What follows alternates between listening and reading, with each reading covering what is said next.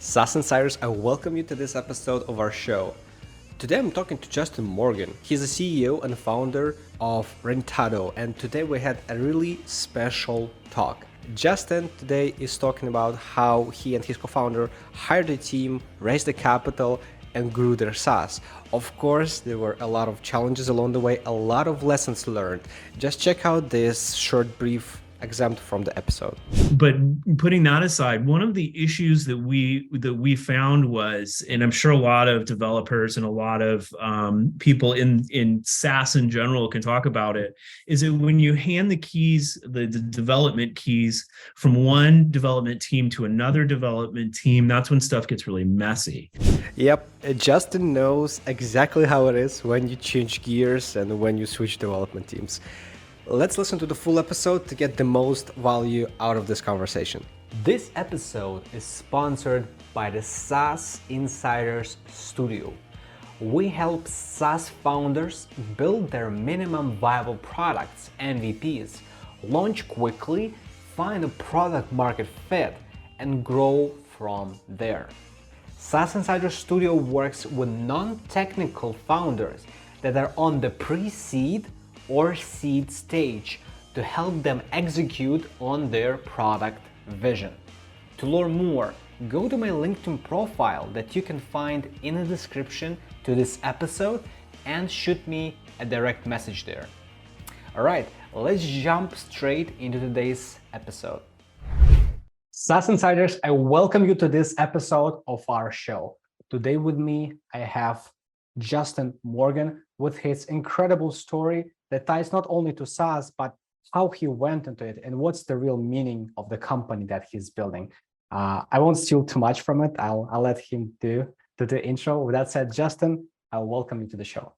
Yeah, well, thank you so much for having me. I really appreciate the opportunity to be on here and to talk to other SaaS pioneers. So I'm excited. Yeah, I'm excited to get going. Justin, for those who don't know you yet, if you could give in a couple of minutes the introduction, who's Justin, where you're coming from, and what you're working on right now. Sure. I am the CEO of a company called Rentado, and that focuses on prop tech, and it really falls in between the relationship between the tenants and the managers. And the company really started from a very personal, it has a personal antithesis and our starting point rather.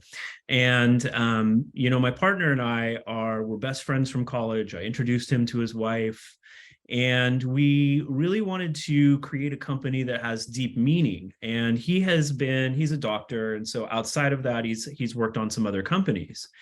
And a number of years ago, my father passed away, unfortunately, and I had to take over the property management and ownership kind of arm of everything. And I noticed that when I took it over, that there are really antiquated solutions in terms of people paying rent, requesting maintenance, going about everything from having an event by the pool or, taco trucks or that kind of thing. Property managers and renters really communicate in what I would consider to be very antiquated methods, right? It's a mixture of text messages and literally handwritten notes, and payments come in with cash, credit, checks, credit cards, Venmo, you name it, and people are utilizing this. And so we really wanted to create a system that you could sit down and you could manage your entire core rental experience through our system. Again, this is a labor of love in a lot of ways, because, we didn't do it to set out to do it for the money or any of that stuff.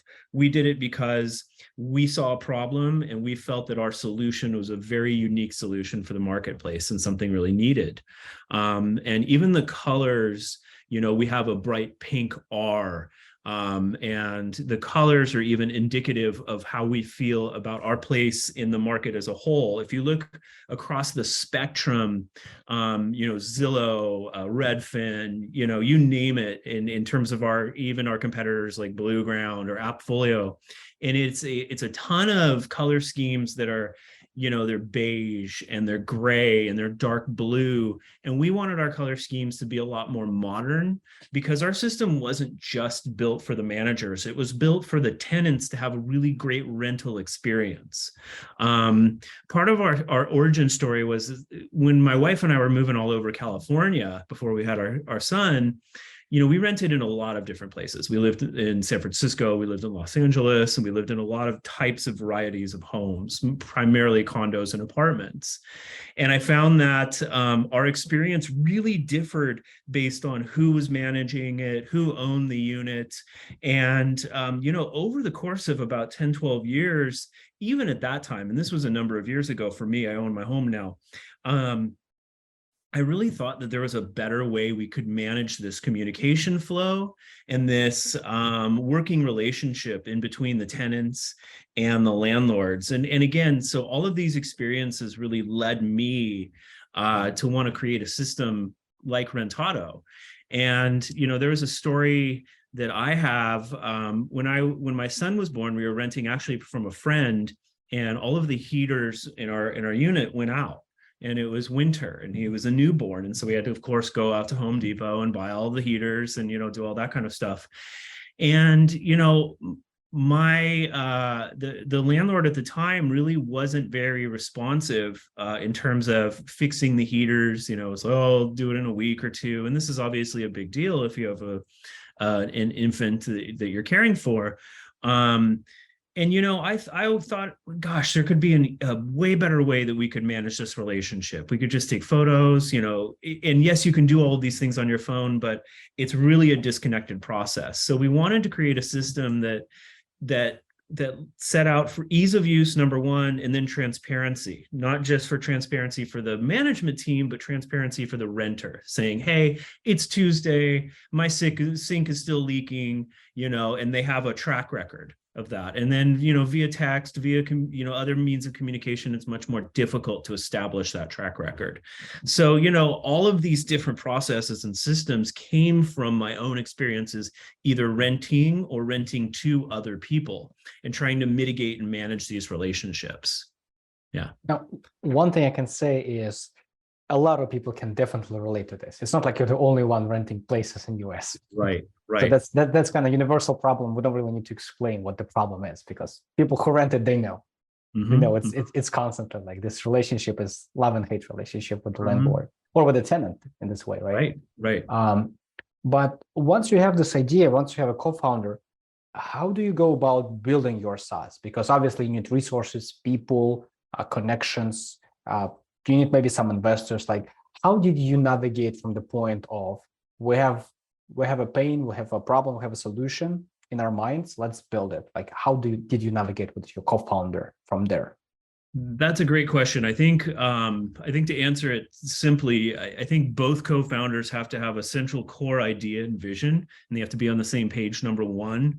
Number two is I believe both co-founders needed to, in this case, we both do, have high pain points, meaning that we can survive the bumps and the grind that this process is. And so, we went about it a different way. We wanted to do everything ourselves. And so we hired a team of developers overseas initially to build our first version and bootstrap the whole thing. The whole thing has been bootstrapped up until this past November when we started getting investment capital in the company. But before then, it was a controlled process of us hiring out. And so we hired 3 different development teams overseas to manage our first versions. And our first version actually was one of my favorites. Its notification system was amazing. My co-founder still uses it to move his cars, and he lives in a home, for example. But putting that aside, one of the issues that we found was, and I'm sure a lot of developers and a lot of people in SaaS in general can talk about it, is that when you hand the keys, the development keys from one development team to another development team, that's when stuff gets really messy. And so again, we had 3 different versions of our platform. And believe it or not, the first version worked better than the last version. It sounds something, it sounds funny to say that, and you talk about all the time and the effort that all parties involved tried to input into this. And so really push came to shove. About a year later, we took those systems as kind of a core design philosophy and architecture, and we found a gentleman in California who had built. He was a CTO for something called Genesis Maintenance Systems in New York City. So he understood maintenance flow and how to build a system based on, maintenance requests and building requests, et cetera. This is what he did for quite a number of years and had literally was the system architect for them. And so he redesigned and built our system from the ground up. So we went from having a product that its databases were kind of messed up. It had multiple languages. Like we are on PHP and MySQL right now. And the other one had kind of a hybrid version of languages, and so the whole thing was built on a shaky foundation. And ever since he rebuilt our system, we threw out the other stuff. It's really been moving very smoothly, and we're able to really rapidly add any features that we need to. We can sideload development in any way. So it's been going actually, and I should knock on wood before I say this out loud, but for us, it's been going very smoothly in the development process. And if you talk to other founders and I'm sure you have through what you do in the podcast, but you talk to other founders in the space, whether or not they're in prop tech or fintech or whatever, they'll tell you that the technical development of the platform is one of the most difficult aspects to get right. And it's one of the most important aspects, because for us, it's about putting our best foot forward. We are strangers. Nobody knows us in the industry, outside of some very small groups of people here and there. I'm in the South Bay of Los Angeles, and I was on a commission for the city, and we have a certain amount of people that we can talk to and have access to, which is wonderful. But at the same time, we knew that our reputation in this space would live or die based on how well our system performed. And so in terms of wide release and us not being able to get out there for a while, that was because we wanted to ensure that the system was as good as humanly possible before we MVP'd it out, before we rolled it out to actual consumers. There's just too many choices in this space. And again, I think our solution is better than others on the market, of course, but at the same time, we don't want to drive our potential customers to other people. And so, the development aspect was always a really difficult part for us. And it's great for us to be able to control it with our home team. We don't have a lot of outside costs. We've been able to really control costs, which has been a big factor. Looked at taking out large business loans and hiring a large team. And we really did it through contracting, through some equity pieces. And we're able to get a really great skeleton team. We have a great COO, he's from Cornell and he does investments on the East Coast. We have a great CFO. He's got an MBA from Boston University, and he has his own side firms and has worked for a lot of larger banks. So we have a really strong core team of professionals. And I think then that's really been part of our integral success in us being able to get through and grind through some of these bumps and these brick walls that we hit, for lack of a better term. It's because we've got this strong team on board and that everybody is really personally invested in seeing the project forward and seeing it successful. So. Now, Justin, I have two really important things here that you just said that I think every SaaS Insider that listening needs to hear. And one of them is you don't really want to hire 3 or 5 different teams, one after another, because what it does is they all do it their own style, their own way, right? And it can happen exactly what happened in your case, which is the first version is good. And as you try to iterate on that, it's actually not moving anywhere, right? So you gotta first be super selective, probably, on what kind of team you're taking. Like, make sure that you can actually work with them for a prolonged period of time.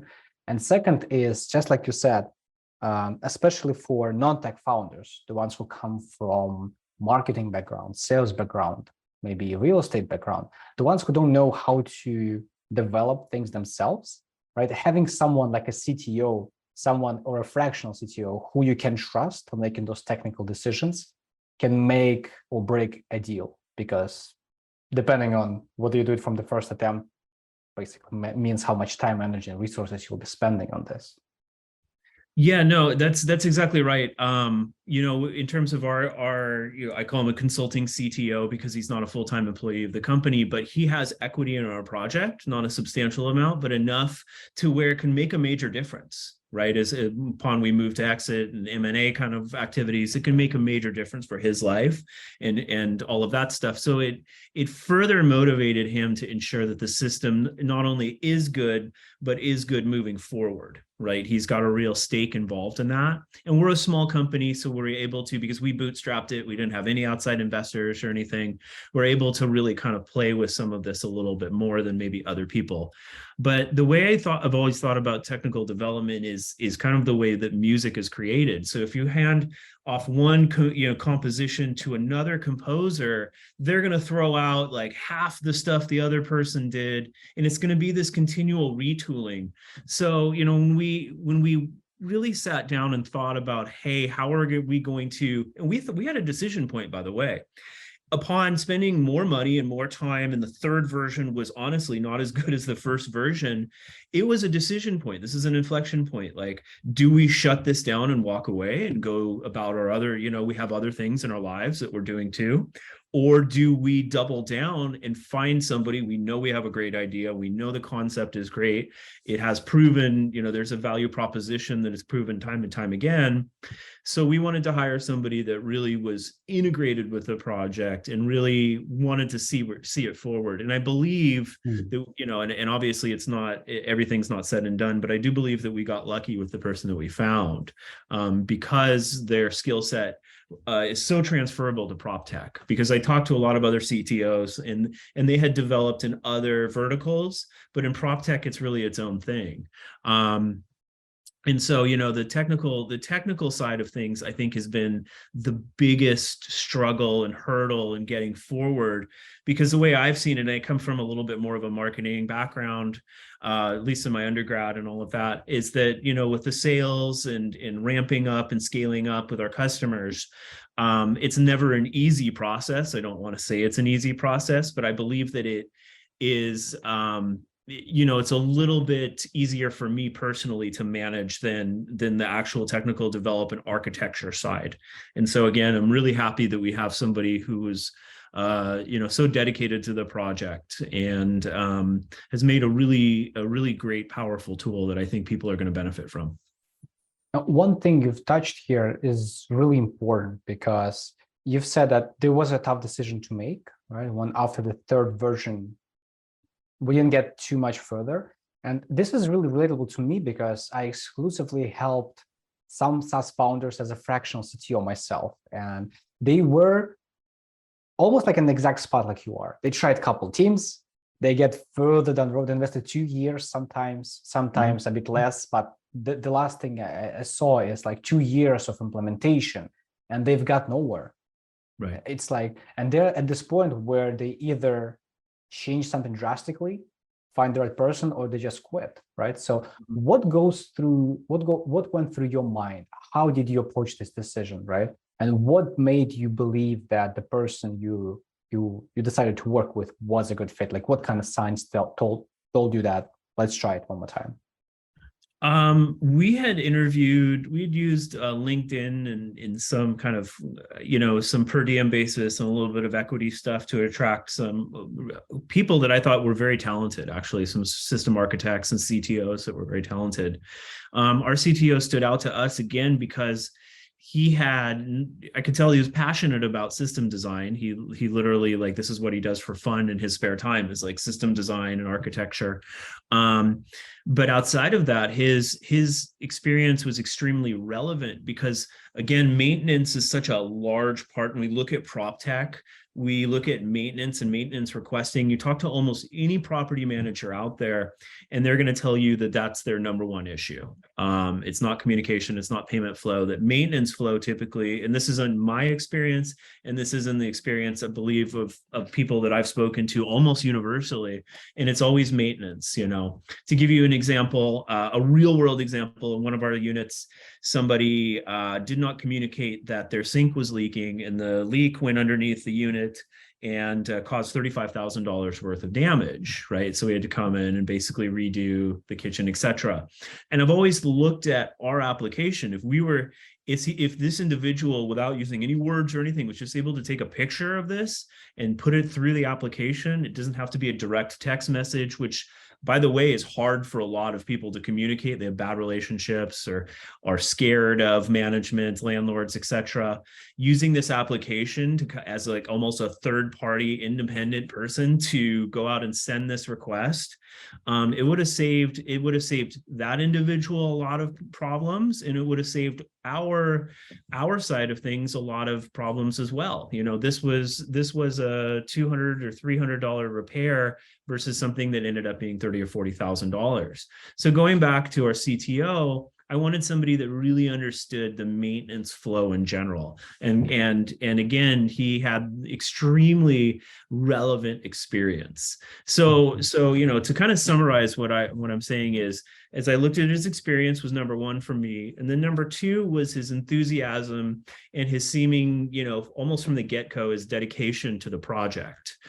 Because if he was if he was over scheduled, if he had multiple things going on and wasn't able to get back to us, or was kind of tepid about the whole thing, we would have moved on with somebody else. We also, I'm sure, as you've discovered and talked to other founders, you need people in SaaS and entrepreneurship in general. You need people who are making your core decisions and helping guide your company to be really passionate and excited about the idea at the end of the day. Again, this is a labor of love, not a matter of, let's maximize our return on investment, that kind of thing. Because the idea is, for us, is that if we do a really good job, all of those things will fall into place later on. Now, one thing I'm curious, Justin, is you've started as bootstrapping. Your strategy was let's be super resource efficient, let's build it ourselves. Yeah. But now going into, you've mentioned you've recently secured a funding round, right? So we have. The question is, what was driving that decision, right? What was missing in the bootstrapping, let's say, strategy, right? Why we need to make this? Because I'm sure that if you didn't have to, you probably wouldn't do this, right? So my question is, like, what was the decision that drove you there, and what kind of focus shift happens after you fundraise? Like, do priorities change in the company? Do the way you operate change? Like, I'm curious, how did that change the way you run the business? Those are good questions. They're complex questions. And so to answer your first one, why did we seek outside funding? The type of funding that we got also came with institutional support. So we have a large university in a large city of Long Beach in California. They're now vested in our project. And so we get this automatic, so outside of media, we've been in the media a little bit locally in the South Bay. Outside of all of that, we really needed a large institution and come and give us kind of the stamp of approval, this legitimacy, right? This legitimacy stamp. And with that came a fairly small investment. They do not have a majority of control in the company by any measure. It's a very small equity piece in exchange, as a safe note, in exchange for, some money for us. In terms of the need for money, unfortunately, I believe with most SaaS companies, you do hit a point where it becomes unsustainable to bootstrap, right? Like, either you have to have capital coming in, revenue coming in from your own project, from the fruits of your own labor, if you chose to bootstrap it, or like us, we need to continue to further develop, to stay ahead of the curve. And to further develop, we do need an infusion of cash. So we could maintain at kind of a lower level and never go for any extras and kind of build precipitously, or we could get this infusion of cash, have institutional support, and then really scale up very rapidly. Like, that's the plan.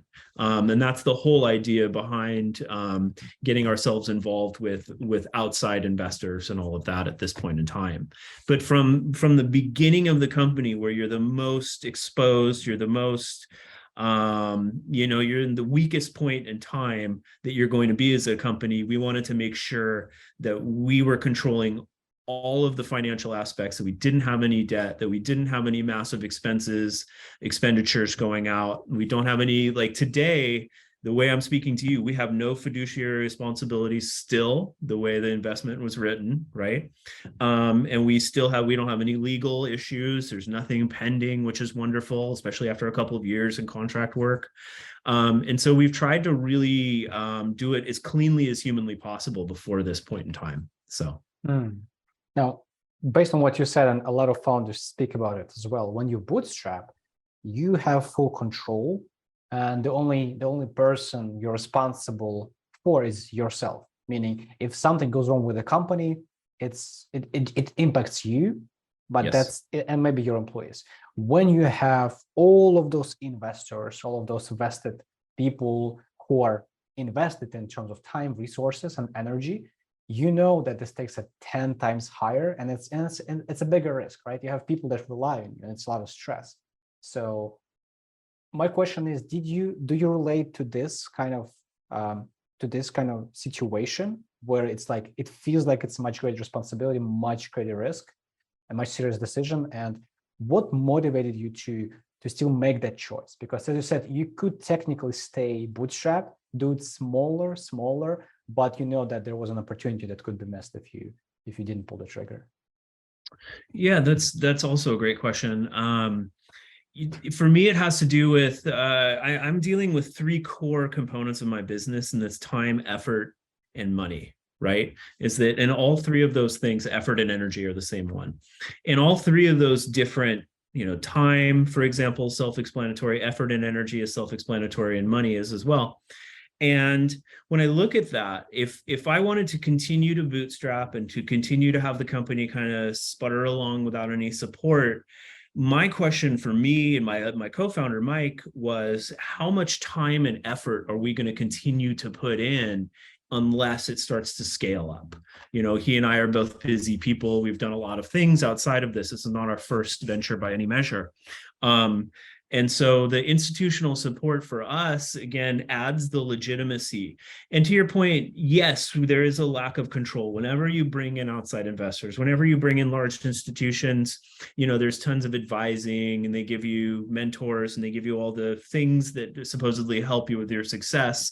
But at the same time, everybody, to make bad metaphors, everybody drives the car a little bit differently, right? And that you go from you and your customers are the only stakeholders that you have to appease, to all of these other people that you have to appease all of a sudden.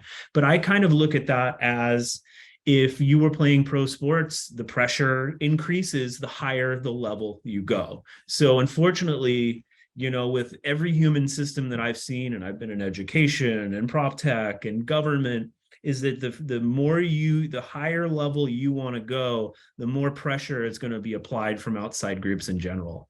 And so, we did this was a discussion. This was an absolute discussion this summer about whether or not we wanted to do the program, whether or not we wanted to take outside capital, and how it would change our management core philosophy.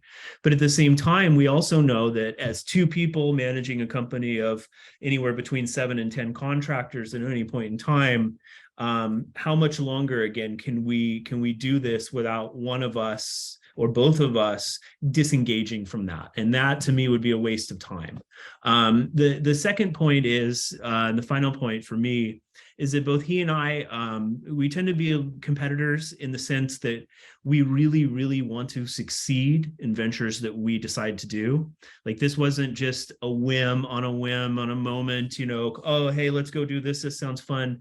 This was something that we really wanted to succeed in, and still is. And so whether or not we scale up to the level we want to, or get to another level, there is a certain amount of ambition and both of us pushing ourselves to succeed in the space. Because my co-founder co-founded something called Anesthesia Go in the medical side of things. Again, it's a SaaS company about shortening the scheduling time in ORs. It takes everything from like the doctor's office proximity to the OR, all that kind of stuff.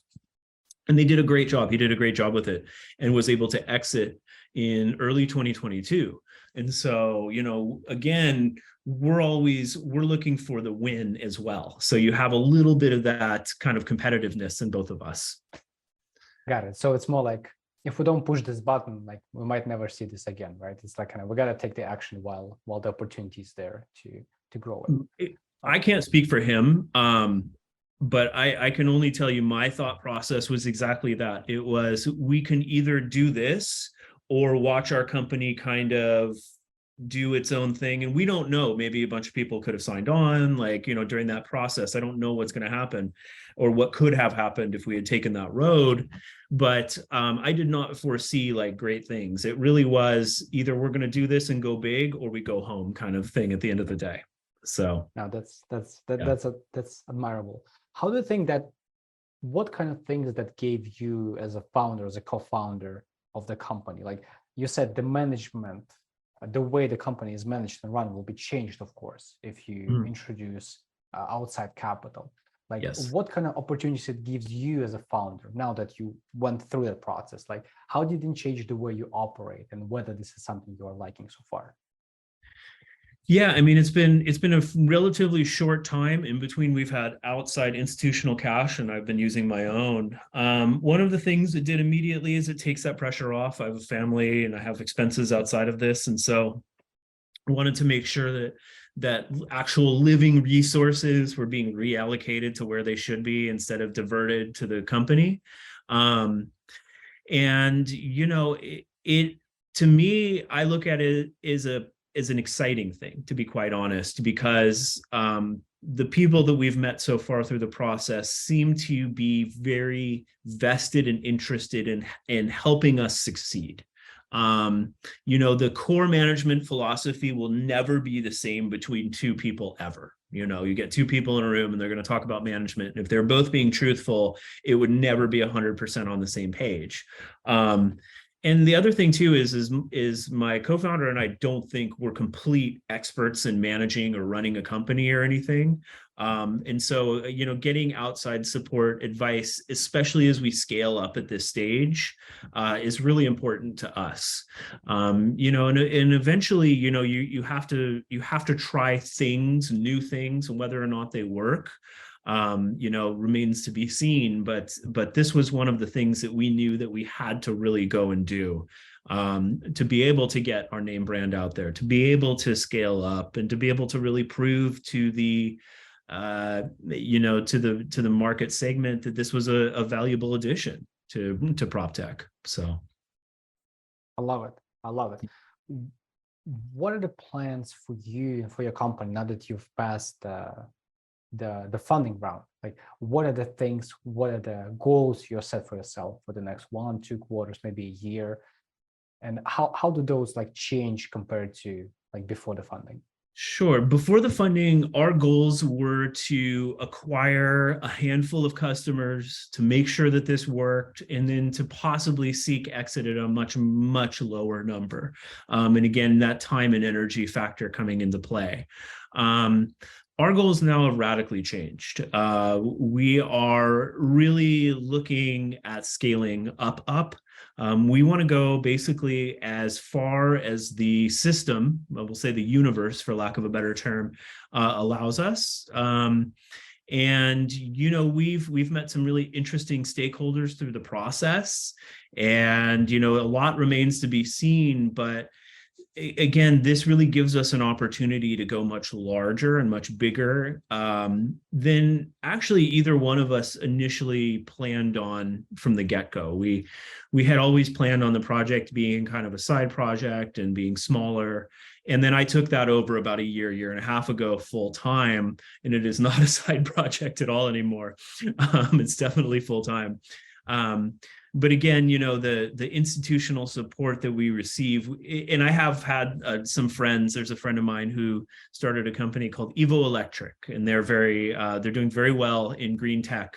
And they've gotten a lot of recognition for everything from the Clinton Foundation to these green and lead type organizations. and they went through the company and they were facing similar things. They were, it was bootstrap or die or receive institutional funding. And since then, they've been able to raise millions of dollars. They have a full company. They have full-scale production facility because they actually make a physical product. Their response to me in terms of recommending this program and whatnot were, you can stay down at that level forever, and kind of without maybe some outside support for what we need and what they needed at the time, it just wouldn't have happened if they hadn't received outside support and outside funding. And of course, it's changed the way they started their company and they manage their company, but at the same time, they're able to go out and do a lot more fundraising type activities and get in front of really exciting people. They've met some really, really exciting people through this process. And we're looking to do the same thing. Interesting, really interesting. One thing, Justin, I'm curious, and a lot of SaaS founders will be also as well. What are the things you would love to know when you started this company? Now, from your perspective, you went through some of the bootstrapping, changing some teams, finding the CTO, going to fundraising, see how it changes your perspective. If you were to go back and say like just one or two advices to a younger Justin, like, hey, this is what you should be aware of, this is what you should go for 100%, what kind of things you would tell like yourself from the past? I think on the positive side, we'll start with the positive side first. I think I've been able to meet people that I would never thought I would meet before. I've been able to talk to people. I've talked to billionaires. I've talked to a lot of different individuals that are really interesting. And I think differently about the world. I think differently about investment, how companies are made from this experience. I think it's been a very educating experience and a very positive one. At the same time, the length of time from when we started the project, we're like, hey, we're going to do this within a year. We're going to do this within a year and a half. The length of time that we wanted to start, scale, exit, etc., is dramatically increased from our first estimates. Our first estimates were pretty uneducated, to be quite honest. It's the rule of thumb, I think, for starting a company like this, if you want to bootstrap it, if you want to do it something similar that we've done, is it's about 2 years of your life. So, they say, if you're going to start a company, there's some estimates like, save for 6 months, save for 2 years, save for 2 years.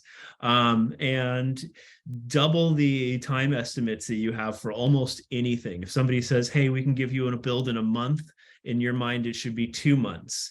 And then be pleasantly surprised along the way if somebody comes early with something. That's the other thing, is getting a technical package to market, especially when you're managing a team overseas. It is very time consuming. It's one of those things that everything they say is true. You're going to be up at 3 o'clock in the morning answering emails and getting on phone calls if you have a team overseas, for example. Your sleep patterns are going to change, but I don't think, again, that's a bad thing. I think the number one piece of advice I would have for founders, young founders, people who haven't done this before, or thinking about doing it, is to, it's what they say if you get into a really great graduate school.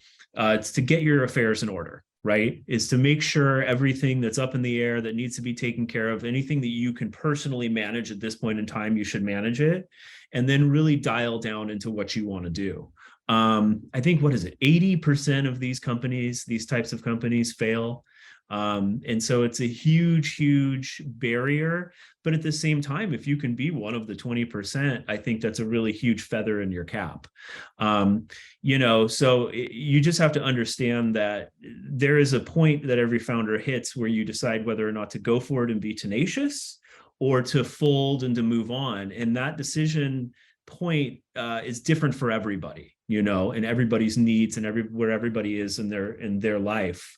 And for us, it was go for it. But I didn't think there would be so many ups and downs and lefts and rights, during the process. I thought that would be other people and not us, because we've been so successful in our other endeavors. but again, for us, it was double the money, double the time, and be super tenacious. When you explain the challenges, when you say like it'll take much longer, you'll be awake at 3 a.m. It's almost sounds like having a baby in a way. It's like it'll be it's very a business long. baby. Yeah. Yeah, you'll be awake in the night. The sleep cycles will change, but that's for the good. And I'm hearing this, and it's like, oh my god, it's almost like having a younger one. So in some ways it is, and you're like just like a young one. I have a 9-year-old son. Just like a young one, you are bringing them into the world, and you're getting them ready to be successful, and you're not sure if it's going to work sometimes. Sometimes you ask yourself. I like to think of the movie, I don't know if you've seen it, the movie Moneyball with Brad Pitt. He's a manager of the Oakland A's, and it's a great movie, and he spends about, I don't know, a quarter of the movie driving around kind of asking himself what do you see. He's like, oh, why am I doing this? He asks. That's a real line from the movie, and I've thought about that line a lot, because I've had those moments where I'm driving around too going, oh my gosh, what am I doing? I could be doing X, I could be doing Y, I could be doing Z. But for me to go from that point to the point where I am now, there's been a lot of really positive and wonderful change. And personally, I'm not sure if I would have gotten the same level of satisfaction by going out and working for somebody else, going out and not trying this. This was always a question mark in my mind. I come from this really long line of entrepreneurs. Like my grandparents co-founded Squaw Valley. They did the measurements and some of the principal investing for the ski resort there. And, we've come from leaders and all sorts of stuff. And, I've always wondered whether or not this was for me. And I can definitively answer that it is. So it's almost like in your DNA in a way. You have few generations of people doing this. Yeah, it's something like that. I have a lot of engineers and in my DNA, a lot of political people. And so, it's kind of a nice mishmash in between, because I think I'm a little bit of both, because I was a commissioner and I tend to speak a lot. And it's a little bit of blend of both. Is it being a leader, a CEO, or whatever term you want to apply to it, involves PR, involves public speaking, involves getting yourself out there and putting yourself in uncomfortable situations. But at the same time, I really like the engineering process and the architecture and physically building something. I really like the idea that we were able to create something from literally nothing. And I think there's a lot of SaaS founders out there that it's something that started with an idea. And even though it's not some building off in like the LA skyline or something, and who knows, it could be, at some point in time. But this idea that we were able to come up with a simple idea, and the same thing with Mike and I, it was an idea over coffee, and come out with something real. It's on the iPhone store, it's on the Android store, it's in the internet now, it's real, it's a thing, and we created it. And that's a pretty amazing thing to say at the end of the day. Fascinating. Justin, where do you dig for inspiration? Maybe you have some books, inspirational speakers, mentors, masterminds, accelerators. What are the things that helped you become the way you are? Of course, from your experience, but maybe you've read something, you watched something that you think made a major shift in your understanding of how to run this business. Maybe you name 1 to 3 like titles. Sure. I used to read a lot before this, because this capitalizes on my time so much. There's a book about Ernest Shackleton called Endurance, and they were stuck down. I actually think it should be on the reading list for Harvard, etc. And it's a true lesson of leadership. And again, the book is called Endurance, and it's a historical book, obviously, and it's about basically how Shackleton was able to do these superhuman feats, and he did it all for his crew. Not a single person in his crew died. I think a couple of people lost their legs from frostbite, but it's amazing if you look at what they went through. That was a hugely inspirational book. And I personally draw inspiration from my family, from the people that I'm related to. And when you have a family member that designed the Suez Canal, 150 years ago, you yourself want to go out and do something really great. And so, I come from this group of people that did some pretty great things, at least historically speaking, back in the day. And, I have maybe this weird internal motivation where I want to go out and do something, maybe not to their level, but do something, notable, something really great. And for me personally, the third piece of inspiration, and it sounds funny, but my father passed away, and he passed away from Parkinson's. And watching that process, and I really admired my father. There's not any issues there. And he was a self-made person. He was an attorney. He's a very smart person. I realized kind of how fragile life is, and that within this period of time, you either do things you want to do or you don't. And this was something I wanted to go off on my own. I wanted to start a company on my own. And this has been a personal, it's been a personal goal of mine for quite some time.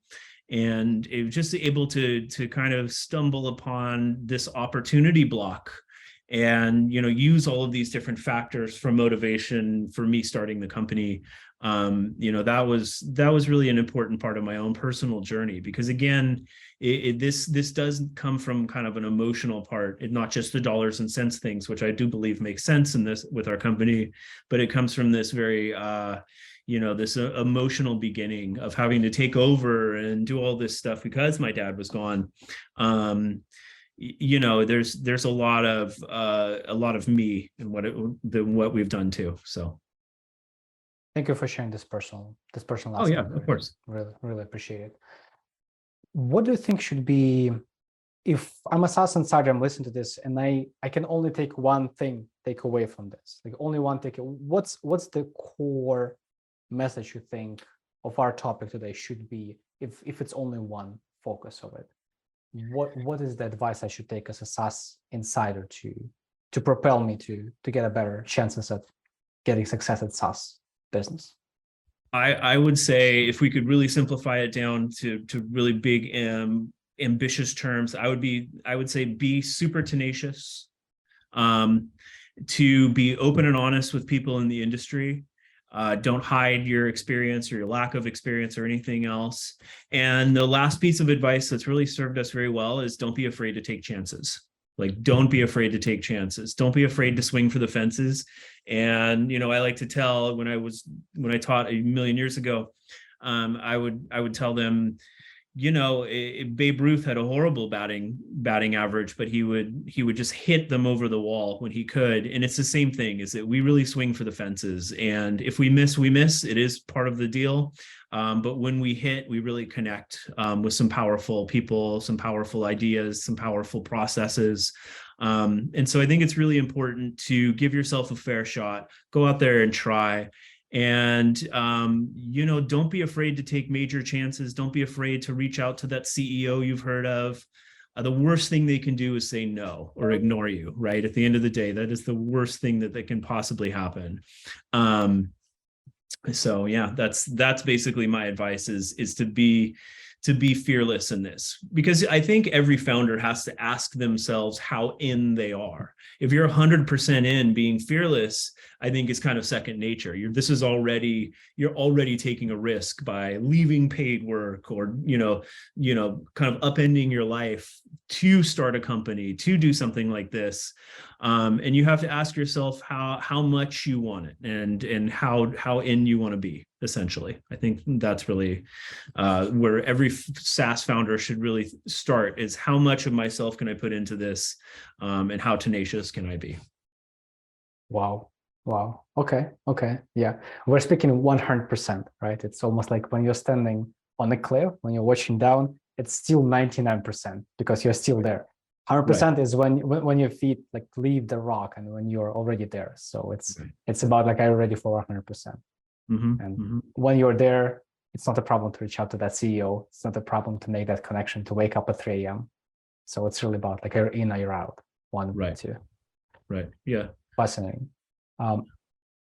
Before we'll be wrapping up our talk today, I really want to make sure that SaaS Insiders and everyone interested who's relevant, of course, that can connect with you to help you maybe seek advice. Maybe it's a VC who wants to connect as well. What are the best contact details they can reach out to? Is it like email, LinkedIn? What would be the best way to connect? Yeah, that's a good question. You can email me directly at jmorgan@rentadousa.com. You can find me on LinkedIn. I'm the CEO of Rentado. It'll say like Rentado, former commissioner, board chair, that kind of thing on my, you feel free to connect or to follow me. I think I have about 2,300-ish people that I'm connected to now on LinkedIn. So those are really the best two ways to get a hold of me, but I'm basically available 24/7. And again, if you want to reach out at any point in time or just chat or anything else, I'd love to hear from you. That's awesome. That's awesome. We'll put those in the description of the episode so people can reach out and add value to you and maybe seek some help from your side as well. Perfect. To wrap up, Justin, what do you think will be the final thoughts for our conversation today? What will be the right last words? Oh, that's a very hard question. In terms of piggybacking off of being tenacious, if this is, I think at the end of the day, because our discussion turned to be really personal and about kind of the emotions about starting it, not just the rationale and the logic behind it. I think your listeners would really benefit if they're on the fence of whether or not they want to start a company, would be to reach out to other founders that they've never met to get a really honest assessment of what this is about. And to B, if this is something you really have wanted to do, to start your own company, there's never a bad time. Whether or not we're in a recession or a depression or everything's going incredibly well economically, there's never a bad time to start your company. If it's a good idea, if you're tenacious, or if there's real value that you can provide in the marketplace to your consumers, be fearless and just go out and do the thing. And that would be my advice. Justin Morgan, everyone. Justin, I thank you so much for investing your time to speak to me today. Yeah, well, thank you. Thank you for having me. It's been a lot of fun. SaaS Insiders, we'll see you in the next episodes.